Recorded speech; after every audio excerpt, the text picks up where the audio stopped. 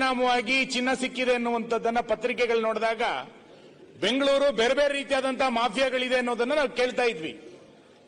ಈ ರೀತಿಯಾದಂತಹ ಸ್ಮಗ್ಲಿಂಗ್ಗಳು ನಡೀತಾ ಇದ್ರೂ ಕೂಡ ಇದರ ಹಿಂದೆ ಇವತ್ತಿನ ಪತ್ರಿಕೆ ಬಹಳ ದೊಡ್ಡ ಪ್ರಮಾಣದಲ್ಲಿ ವರದಿ ಮಾಡಿರುವಂತದ್ದು 2 ಸಚಿವರ ಕೈ ಇದೆ ಎನ್ನುವಂಥದ್ದನ್ನು ಕೂಡ ಇವತ್ತು ಉಲ್ಲೇಖ ಮಾಡಿದೆ. ಸದನ ನಡೀತಾ ಇರುವಂತಹ ಸಂದರ್ಭದಲ್ಲಿ ಈ ಘಟನೆಯ ಕುರಿತಂತೆ ಯಾರು ಇದರ ಹಿಂದೆ ಇದ್ದಾರೆ, ಇದರ ಹಿಂದೆ ಇರುವಂತಹ ಪ್ರಭಾವಿ ವ್ಯಕ್ತಿಗಳು ಯಾರು, ಇದರ ಹಿಂದೆ ಇರುವಂತಹ ಅಧಿಕಾರಿಗಳು ಯಾರು, ಇಷ್ಟು ರಾಜಾರೋಷವಾಗಿ ನಡೀಲಿಕ್ಕೆ ಏನು ಕಾರಣ ಆಗಿದೆ, ಯಾರು ಇದರ ಹಿಂದೆ ಇರುವಂತಹ ಸಚಿವರು, ಇದೆಲ್ಲದೂ ಕೂಡ ಇವತ್ತು ರಾಜ್ಯದ ಜನರಿಗೆ ಗೊತ್ತಾಗಬೇಕಾಗಿದೆ. ಹಾಗಾಗಿ ನಾನು 2 ವಿಷಯಗಳನ್ನ ನಿಮ್ಮ ಮುಖಾಂತರ ಸರ್ಕಾರಕ್ಕೆ ಆಗ್ರಹ ಮಾಡ್ತೇನೆ. ಇಂಥ ಮಾಫಿಯಾವನ್ನ, ಇಂಥ ಸ್ಮಗ್ಲಿಂಗ್ ಗಳನ್ನ ಮಟ್ಟ ಹಾಕಬೇಕಾಗಿರುವಂತದ್ದು ಮೊದಲ ಕರ್ತವ್ಯ.